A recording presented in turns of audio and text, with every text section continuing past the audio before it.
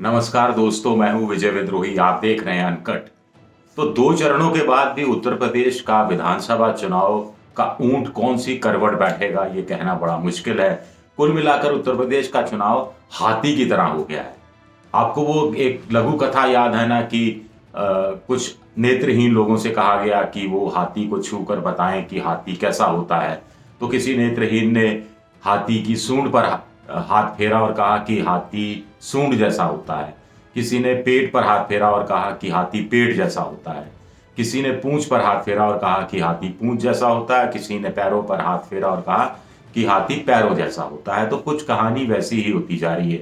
113 सीटों में पिछली बार बीजेपी ने 91 सीटें जीती थी। समाजवादी पार्टी ने आरएलडी और कांग्रेस सब मिला मिलवा जाए तो 20 सीटें करीब जीती थी और उसके अलावा मायावती के हिस्से में सिर्फ 2 सीटें आई थी।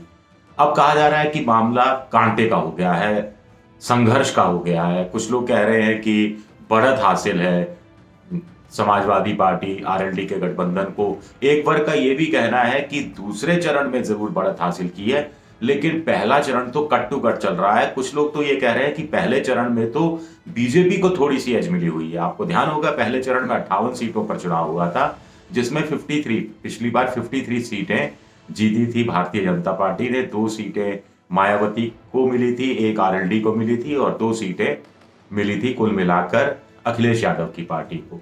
अब 3 सीन बात करते हैं। सीन नंबर 1, हाथी की तरह चलिए चलते हैं। मैं नेत्रहीन हूं और मैं छू रहा हूं उत्तर प्रदेश के 2 चरणों के चुनाव को।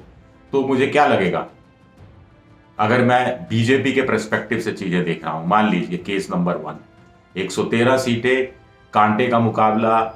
चलिए कांटे का मुकाबला मान लिया कि आधी आधी सीटें आ रही हैं दोनों को, यानी 55 से 60 सीटें, करीब 60 सीटें बीजेपी को मिल रही है, मोटे तौर पर हमने मान लिया। चलिए एक बार तो बच गई कितनी, 290 के आसपास सीटें।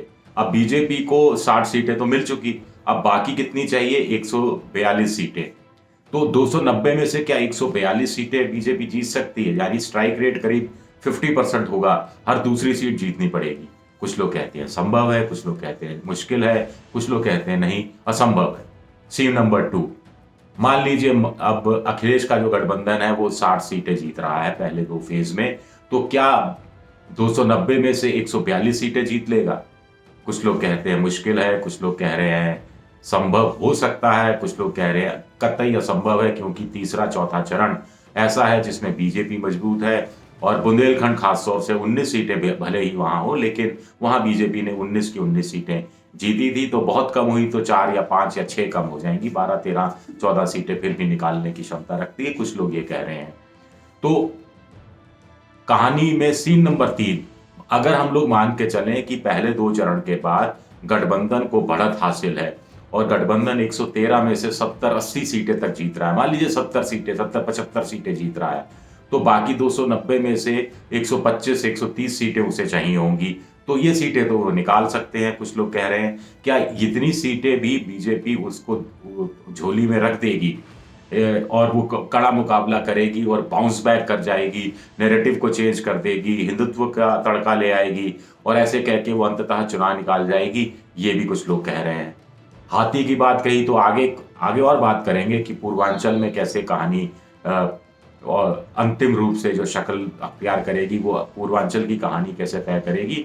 लेकिन हाथी की जरा सी बात कर लेते हैं। कहा जा रहा है कि पहले 2 चरण में मायावती ने थोड़ा सा पेच फंसाया है।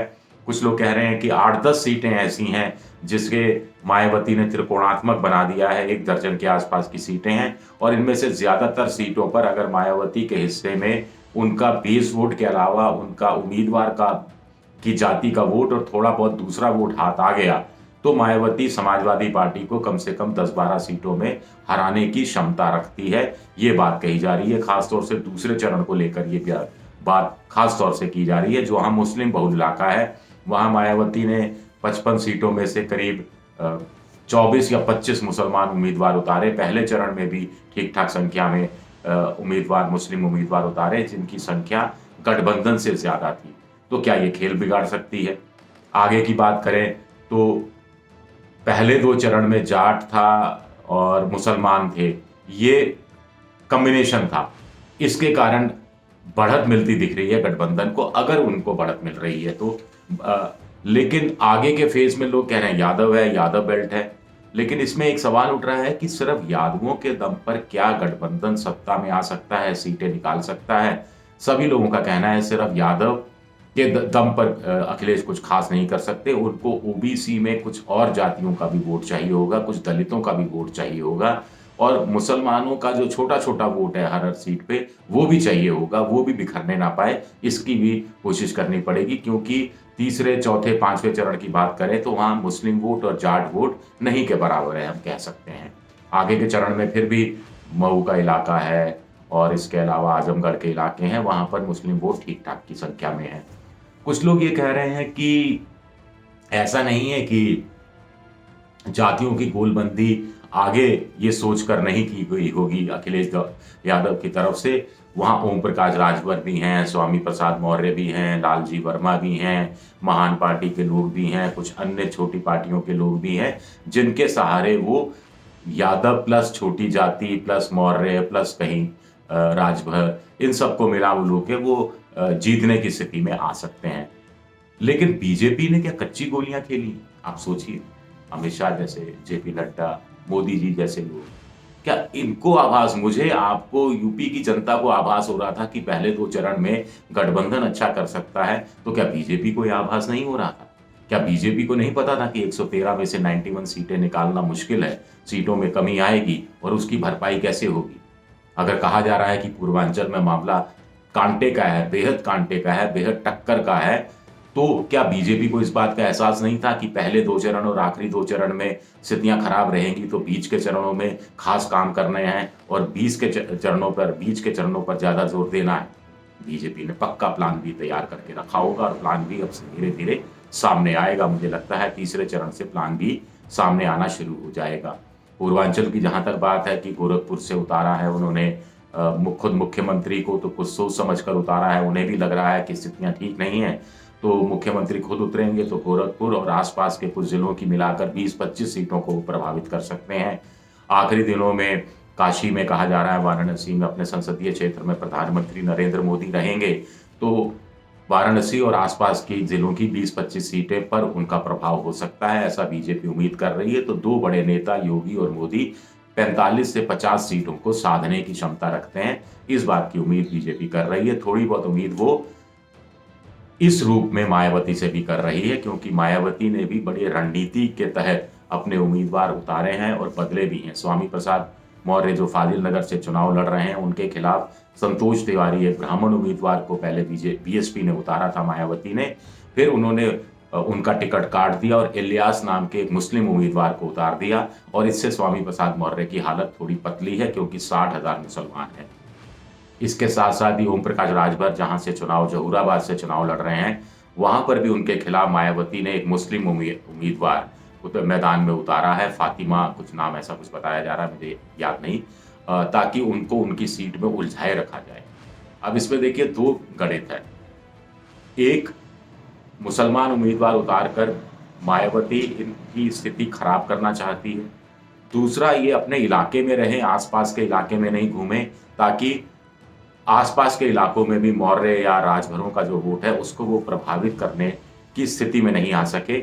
ये 2 कारण हो सकते हैं, और ये 2 कारणों पर मायावती क्या कुछ अकेले अपने दम पर सोच रही है या पर्दे के पीछे से भी कोई खेल खेल रहा है? मैं नाम नहीं लेना चाहता, आप समझ गए होंगे। सैनी, धर्म सिंह सैनी को फेज 2 में नकुड़ से चुनाव लड़ रहे थे, दूसरे चरण में कहा जा रहा है कि वो सैनी वोटों को अपने काबू में लेंगे, जो बहुत बिखरा हुआ है दूसरे चरण में, हर सीट पर है, और पूरा का पूरा करीब करीब ये बीजेपी के खाते में गया है। कहा जा रहा था कि सैनी इन वोटों पर भी अपना थोड़ा अधिकार जमाने की कोशिश करेंगे, जिससे समाजवादी पार्टी को फायदा होगा।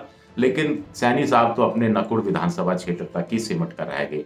क्या स्वामी प्रसाद मौर्य भी फाजिल नगर अपने विधानसभा तक सिमट कर रह जाएंगे? क्या यही हालत ओम प्रकाश राजभर की होगी? अगर ऐसा हुआ तो फिर 2 सीटें तो निकाल लेंगे, अखिलेश यादव अपने खाते में डाल लेंगे, लेकिन जो इन नेताओं को लेने का मकसद था वो मकसद पूरा नहीं होगा। वो मकसद पूरा नहीं होगा तो पूरा जो जातिगत आधार पर चुनाव लड़ा जा रहा है, जो गठबंधन को सूट करता है, ऐसे में अगर छोटी जातियां छिटक कर, या यूं कहा अगर नहीं छिटकी, क्योंकि वो पहले से ही बीजेपी के पास हैं, तो बीजेपी एक अच्छा खासा चैलेंज पेश कर सकती है और पहले 2 चरण की नुकसान की कुछ हद तक भरपाई भी कर सकती है। ऐसे में पूरा चुनाव अवध और बुंदेलखंड पर टिक गया है। कुल मिलाकर हुआ यह है कि 2 चरणों के बाद दोनों पार्टियां आमने-सामने आकर खड़ी हो गई हैं। अब दोनों समान धरातल पर हैं। गठबंधन बढ़त के बाद बीजेपी के बराबर आ गया है, बीजेपी से आगे नहीं बढ़ा है। कहानी अब शुरू होगी। तो उत्तर प्रदेश का चुनाव को हाथी की नजर से देखा जाए या किस नजर से देखा जाए, हाथी भी मैं इन्वर्टेड कोमा में कह रहा हूं, ये भी बड़ा दिलचस्प हो गया है। शुक्रिया आपका, बहुत बहुत शुक्रिया।